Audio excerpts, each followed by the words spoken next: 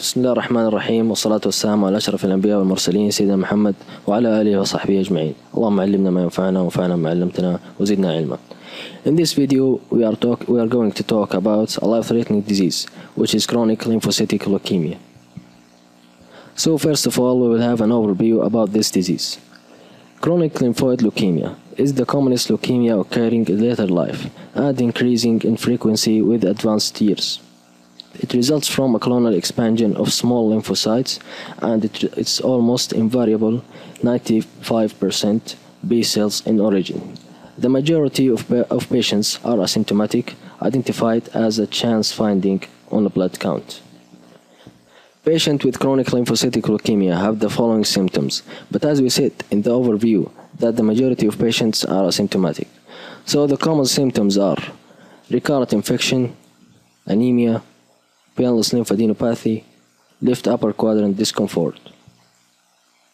On examination, the patient will appear with anemia, fever, generalized lymphadenopathy, and hepatosplenomegaly.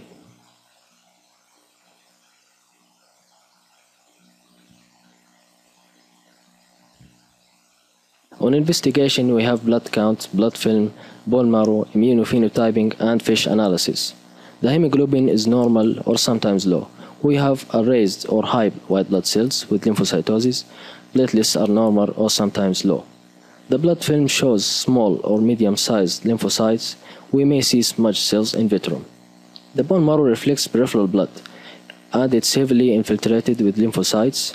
On immunophenotyping, we mainly see CD19, CD5, and CD23, and these are all characteristic of CLL. We see also weak expression of CD20 and CD79B and surface immunoglobulin. At least FISH analysis may help in the assessment of prognosis, and it's not essential for the diagnosis. The staging system of chronic lymphocytic leukemia is classified into two staging systems. The first one is raised staging system, which has 5 stages. Stage 0, which is a low risk. Stage 1, which is intermediate, and stage 2 is also an intermediate risk. Stage 3 and 4 are both a high risk. So we'll talk about the first stage, which is stage 0, which is characterized by a more white blood cells, which is a lymphocytosis. And the stage 1, it is characterized also by a lymphocytosis and enlarged lymph nodes. Stage 2 is characterized by enlarged spleen, and also, as we said before, lymphocytosis and enlarged lymph nodes. Stage 3 has an enlarged spleen and enlarged lymph nodes and a fewer red blood cells, which is an anemia. Stage 4 is a high risk, as we said, and it's characteristic by thrombocytopenia, which is a fewer count of platelets and more white blood cells, which is lymphocytosis, and enlarged lymph nodes and enlarged spleen. The second staging system of the CLL is binary staging. It is classified into 3 stages. Stage A, which is a low risk. Stage B, which is intermediate risk. Stage C, which is a high risk. So we'll talk about the first stage, which is A. It is characterized by lymphocytosis, less than 3 lymphoid areas enlarged.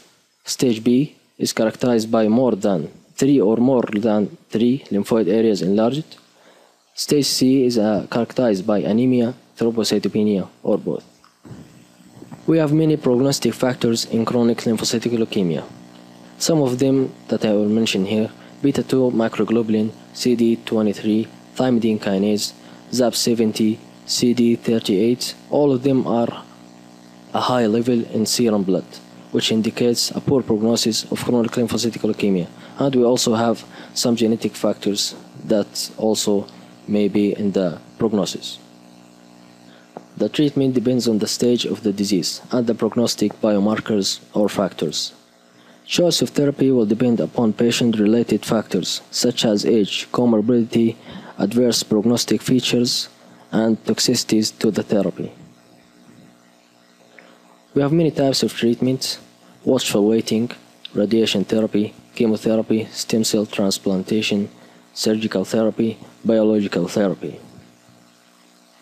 First of all, we'll talk about the watchful waiting therapy.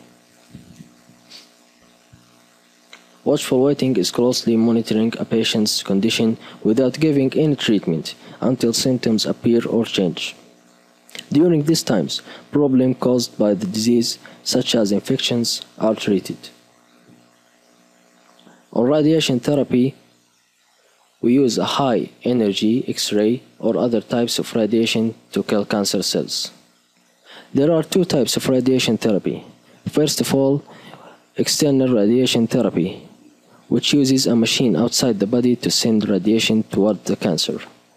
And the second radiation therapy is the internal radiotherapy, which uses a radioactive substances sealed in needles, seeds, wires, or catheters that are placed directly into or near the cancer.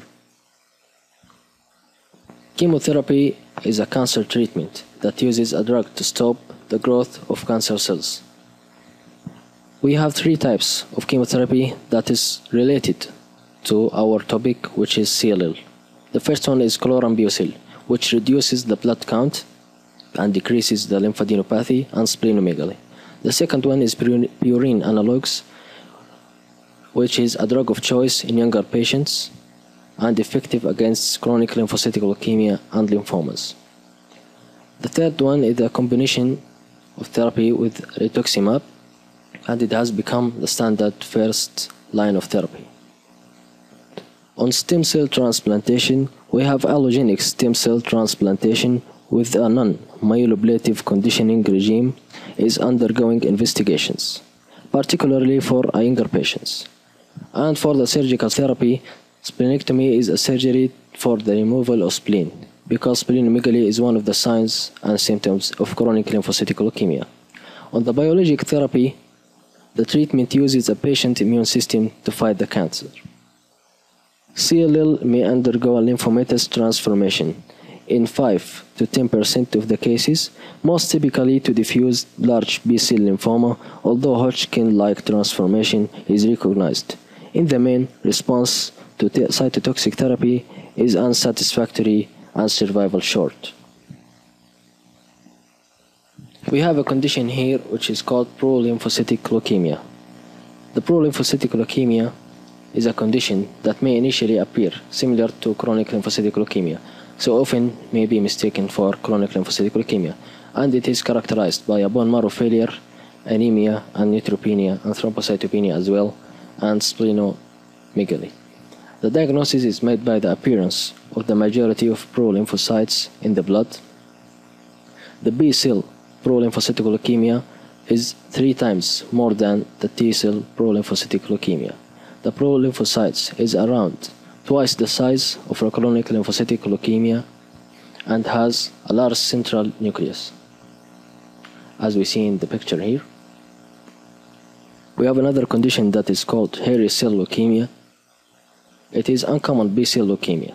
It happens more, and it's common more in male than females, and it happens between the age of 40 to 60 years of life with a presentation of infections and anemia and splenomegaly.